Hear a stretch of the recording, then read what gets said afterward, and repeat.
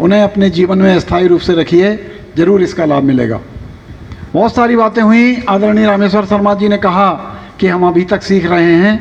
अभी तक नहीं, मैं उसमें और जोड़ना चाहूँगा, आदमी जिस दिन मरता है उस दिन सीखता है कि कैसे मरा जाता है।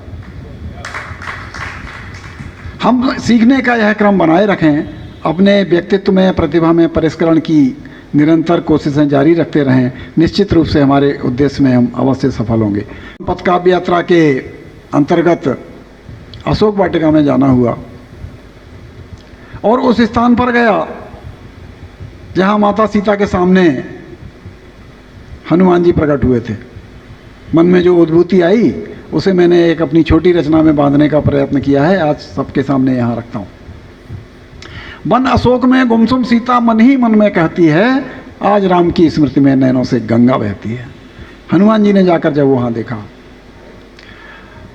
जब किसी की याद आती है तो सबसे पहले याद आती है कि सबसे पहले सर्वप्रथम कहाँ मिले थे। तो पुष्प वाटिका में जब प्यारी सखी देख कर आई थी, अशोक वाटिका में बैठी हैं, पुष्प वाटिका की याद आती है। पुष्प वाटिका में जब प्यारी सखी देख कर आई थी, ले जाकर दिखलाया मुझको तब मन मूरत भाई थी। और सब कहते हैं कि भगवान राम ने अपने प्रताप से धनुष को तोड़ा था।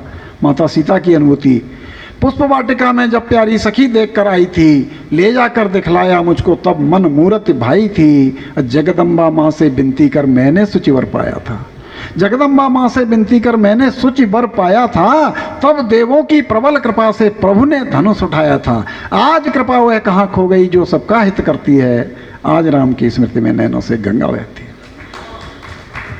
दूसरे चरण में हम जानते हैं कि पिता की आज्ञा मानकर वन को गए, ऐसा प्रचलित है। माता सीता कहती हैं के माँ की इच्छा से, कहा उन्होंने भी नहीं, के माँ की इच्छा से सुना चले जब प्रभु वन को। अब बहुत तेरा समझाया सबने रोक सकी न मैं निज मन को। वन में आतप ग्रीष्म वर्षा हंस हंस कर नित सहती थी। अब पति देवर संग पर्णकुटी में नित आनंदित रहती थी। किंतु प्रकृति की क्रूर चाल जो चाहे सो कर सकती है, आज राम की स्मृति में नैनों से गंगा बहती है। और जब कहीं आदमी संकट में होता है तो अपनी गलती याद आती है। मैं इस संकट में क्यों पड़ा, भगवान तो सर्वशक्तिमान और दयालु है, हमारे ऊपर कृपा करने वाला है, मुझे यह संकट क्यों देखना पड़ रहा है। माँ के उद्गार, स्वाभाविक दोष, मनुष्य जीवन में जो स्वाभाविक दोष होते हैं। जगी कामना देखा अमृत को, माँ की अनुभूति, जगी कामना देखा अमृत को स्वर्ण छाल ने मोह लिया। काम क्रोध, जगी कामना देखा अमृत को स्वर्ण छाल ने मोह लिया। और प्रभु से विनती की मृगवध की, प्रिय देवर पर कोप किया। रेख लांग कर भिक्षा दी, मर्यादा का हनन हुआ। रेख लांग कर भिक्षा दी, प्रभु शक्ति पर अभिमान किया। इसीलिए लगता है प्रभु ने मुझको ये स्थान दिया। चली गई माया के हाथों जो नित्य सबको चलती है, आज राम की स्मृति में नैनों से गंगा बहती। और अंत में जिन स्थितियों में मनुष्य रहता है, जिन स्थितियों में प्राणी रहता है, वहां से ही समाधान खोजता है। स्थितियों को, परिस्थितियों को हम अपने अनुरूप नहीं ढाल सकते। जो स्थितियां हैं वहीं हमें समाधान खोजना पड़ता है। माता सीता जी की अनुभूति देखिए।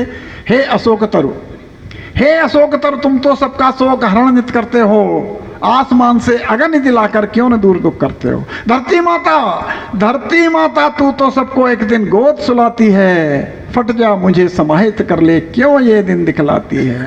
तेरे रहते तेरी बेटी हाय महादुख सहती है। आज राम की स्मृति में नैनों से गंगा बहती है।